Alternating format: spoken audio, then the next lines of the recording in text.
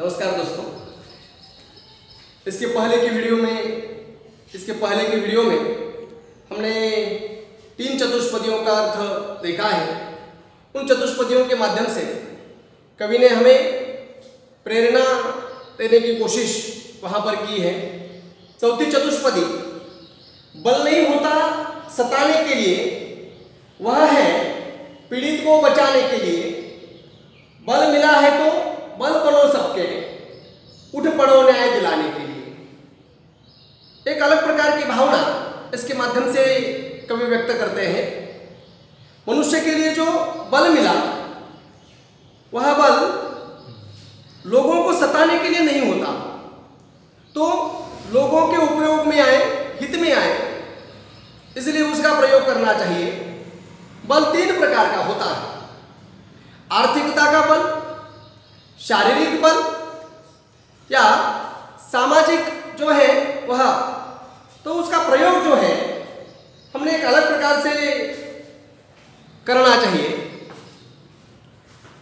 पैसा यदि हमारे पास है तो हम दीन दुखी लोगों की मदद कर कर उसका उपयोग वहां पर कर सकते हैं। शारीरिक जो बल हमारे लिए मिला, लोगों को सताने के लिए शारीरिक बल का प्रयोग हमने नहीं करना चाहिए, बल्कि शारीरिक बल के आधार पर हमने लोगों की मदद करनी चाहिए। उदाहरण स्वरूप यदि हमने देख लिया तो कोई मनुष्य संकट में फंसा हुआ है, आपको वो वहां पर बुला रहा है, तो वहां जाने की ताकत जो है वह हमने रखनी चाहिए।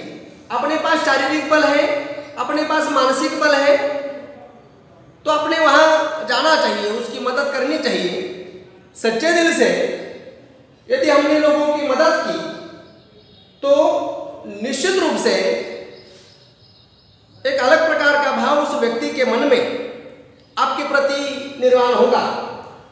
समाज में यदि हम देखते हैं तो प्रत्येक मनुष्य एक दूसरों को सताने के लिए सम्मुख आता है। पैर उठाएं, एक नई समस्या हमारे सम्मुख निर्माण हो जाती है।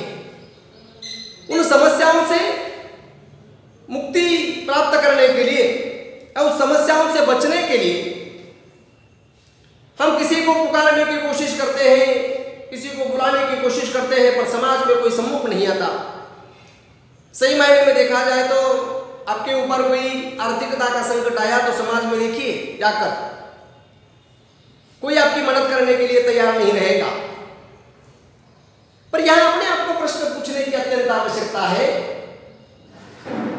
यह कि जब दूसरों के ऊपर संकट आए थे तो हम मदद करने के लिए गए थे क्या? यदि आप उनकी मदद करने के लिए गए हैं तो निश्चित रूप से सामने वाला आपकी मदद करने के लिए आपके संकट में आएगा। प्रत्येक मनुष्य ने दूसरों के संकट में जाकर मदद करने की भावना रखी तो यह सृष्टि, यह विश्व बहुत सुंदर बन जाएगा। पर दुर्भाग्यवश उस प्रकार की बातें आज समाज में हमें देखने को नहीं मिलती। इसलिए कवि त्रिलोचन जी ने बल नहीं होता सताने के लिए भावना आपके सम्मुख रखी। शायद त्रिलोचन जी ने देखा होगा कि समाज के लोग जो बलवान हैं, वह उसका प्रयोग, उस बल का प्रयोग लोगों को सताने के लिए करते हैं। इसलिए एक प्रकार से उन्होंने सीख देने की कोशिश की। जितने महात्मा होकर गए, उन महात्माओं का उदाहरण यदि आप लोगों ने देखा तो आपके समझ में आ जाएगा कि उन महात्माओं ने लोगों को बचाने की कोशिश की, लोगों को मदद करने की भावना उन्होंने अपने मन में रखी।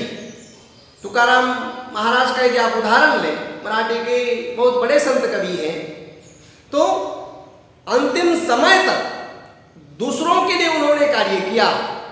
संत संप्रदाय में दूसरों के बारे में ही सोचने वाले लोग बहुतांश मात्रा में, अपनी भारतीय संस्कृति वैसी है, दूसरों के बारे में वहाँ पर सोचने वाले लोग आपको देखने के लिए मिलेंगे। स्वामी विवेकानंद जी की बात देख लीजिए, या संत संप्रदाय में ज्ञानेश्वर जी विश्व के बारे में सोचते हैं कि आता विश्वात्मके देवे एने वागे अपने तोषावे तोषोनी मज द्यावे पसायदान है। ये जो बातें हैं ना दूसरों के बारे में सोचने की, वह अपने भारतीय संस्कृति में है।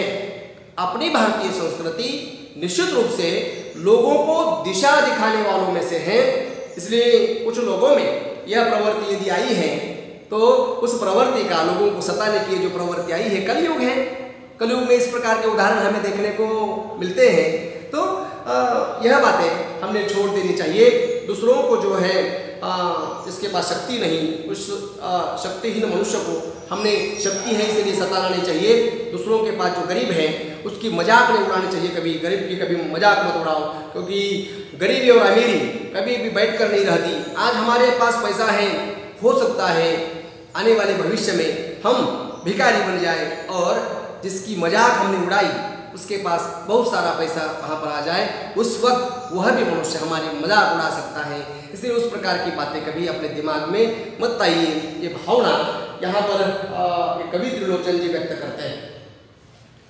दूसरी चतुष्पदी में, जिसको मंजिल का पता रहता है पथ के संकट को वही सहता है, एक दिन सिद्धि के शिखर पर बैठ अपना इतिहास वही लिखता है। बड़े बड़े लोगों का इतिहास अपने सम्मुख लाइए। उन लोगों ने अपने सम्मुख मंजिल रखी, एक निश्चित उद्देश्य रखा और एक निश्चित उद्देश्य को रखकर ही वह लोग जो है वह कार्य करते रहे। हमें भी एक निश्चित उद्देश्य हमारे सम्मुख रखना है। उद्देश्यहीन जीवन जीकर कोई फायदा नहीं होता। समझ लीजिए, आप लोगों के सम्मुख कोई उद्देश्य है, आपको किसी गांव जाना है, कोई एक गांव आपने तय किया और तय कर ही आप गाड़ी पकड़ने को वहां पर गए। गांव आपका यदि निश्चित नहीं है, तय नहीं है, तो आप कौन सी गाड़ी में बैठेंगे? जाना है आपको भीड़, और आप जो गाड़ी बस स्टैंड पर खड़ी है उस गाड़ी में जाकर बैठे, तो आप भीड़ को जाकर पहुंच पाएंगे क्या? या आपके उद्देश्य तक जाकर पहुंच पाएंगे क्या? नहीं ना। इसलिए सबसे पहले हमें जो है वह उद्देश्य तय करना है। मंजिल का पता जो है वह हमारे लिए रहना चाहिए। फिर पथ में कितने भी संकट क्यों ना आए, हम उस संकटों का सामना करते हुए चले जाते हैं। हमारे लिए एक प्रेरणा देने की कोशिश इसके माध्यम से कवि त्रिलोचन जी करते हैं कि छात्रों, आप लोग अपने मन में एक निश्चित उद्देश्य रखो। उद्देश्य रखने के बाद वो उद्देश्य प्राप्त करने के लिए आप जागृत हो जाओ। भारत के युवकों, जागो, आपको विश्व को जगाना है। स्वामी विवेकानंद जी की बात वो वहां पर करते हैं। स्वामी विवेकानंद जी ने एक निश्चित उद्देश्य अपने सम्मुख रखा और उस उद्देश्य को लेकर वह जीवन जिए। हमें भी निश्चित उद्देश्य जो है वह सम्मुख रखना है और उस उद्देश्य को लेकर जीवन जो है वह जीना है। फिर उद्देश्य को निश्चित करने के बाद बहुत सारी कठिनाइयाँ, बहुत सारे संकट हमारे जीवन में आएंगे। उन संकटों का हमें सामना करना है, उन संकटों के साथ हमें लड़ना है। उन संकटों का सामना करने के लिए भी डरने की कोई जरूरत नहीं है, क्योंकि संकट हमने पिछली एक चतुष्पदी में देखा कि संकट जो है मनुष्य की परीक्षा लेने के लिए आते हैं।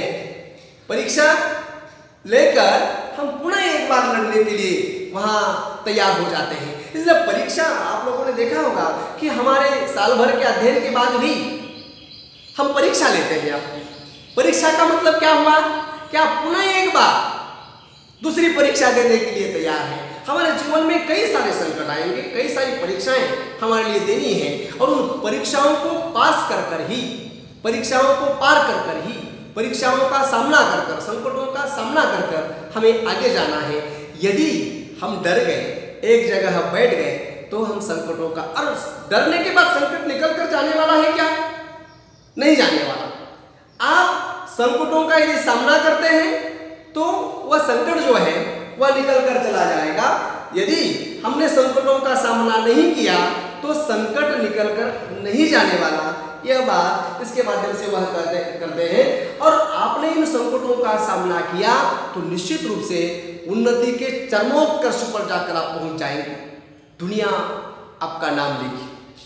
आप लोगों ने आपके आसपास देखा होगा, बड़े बड़े लोगों के तो नाम आप लोगों के लिए मालूम है। धीरूभाई अंबानी की बात आपने कई बार सुनी होगी ये कहानी कि धीरूभाई अंबानी पेट्रोल पंप पर पेट्रोल डालने का काम करते हैं और मन में एक अभिलाषा है, मन में एक इच्छा है कि मुझे इस पेट्रोल पंप का ही उसका मालिक बनना है। अब जरा बात देख लीजिए, काम करने वाला वह लड़का किस प्रकार की आशा। और ऐसा नहीं है, यदि हम कोशिश करते हैं, कोशिश करने वालों की कभी हार नहीं होती, ये बातें उन्होंने यहाँ पर बताने की कोशिश की। वो उदाहरण आपके सम्मुख है। धीरूभाई अंबानी के लिए बैंकों ने कर्जा देने के लिए कई बैंकों ने वो बात की कि नहीं, हम आपको कर्जा नहीं दे सकते, कैसे चुकाएंगे आप वापस। पर मन की इच्छा, मन की महत्वाकांक्षा उनके लिए रुकने नहीं देती, उनके लिए बैठने नहीं देती। अपना प्रपोजल लेकर वह कई बैंकों का रास्ता जो है नापते हैं, पर एक बैंक उनके ऊपर विश्वास कर कर्जा देती है और पहली मिल गुजरात में वो वहाँ खड़ी करते हैं कस्बे की। आज आप लोग उनका साम्राज्य देख सकते हैं कि पूरे विश्व भर में जो पहले 10 व्यक्तियों में अमीरों के उनकी लिस्ट में उनका नाम आता हुआ आपको देखने के लिए मिलेगा। दूसरे भी लोग देख लीजिए, अक्षय कुमार की बात ले लीजिए, फिल्म इंडस्ट्री में यदि आप ये करते हैं, रजनीकांत की बात ले लीजिए, एक अलग प्रकार का भाव यहाँ आपको देखने के लिए मिलेगा। गरीब से गरीब व्यक्ति भी यदि अपने मन में इच्छा, महत्वाकांक्षा रखता है और संकटों का सामना करता है, तो निश्चित रूप से उन संकटों का सामना कर उन संकटों के साथ उन संकटों को वह हरा देता है और अपना उद्देश्य जो है वह प्राप्त करता है। डॉक्टर अंबेडकर की बात यदि आप लोगों ने ली तो डॉक्टर अंबेडकर के घर में दिया तक नहीं है, रोशनी नहीं है अध्ययन करने के लिए। इतनी गरीबी है कि पूछिए मत। भाई एक अकेला वहाँ पर कमाने वाला, डॉक्टर अंबेडकर जी ने एक अलग प्रकार का भाव अपने मन में वहाँ पर रखा और आपने देखा कि प्रदेश में जाकर वो अपनी शिक्षा पूरी करते हैं। ये पूरा जो है मन में इच्छा, उसके बाद लगन, कष्ट करने की प्रवृत्ति, इसके माध्यम से ही हम सफलता प्राप्त कर सकते हैं। यह बातें कवि ने इन चतुष्पदियों के माध्यम से आपके सम्मुख रखने की कोशिश की। अगली जो चतुष्पदियाँ हैं उसका अर्थ हम दूसरे इसमें देखेंगे, दूसरे वीडियो में देखेंगे। धन्यवाद।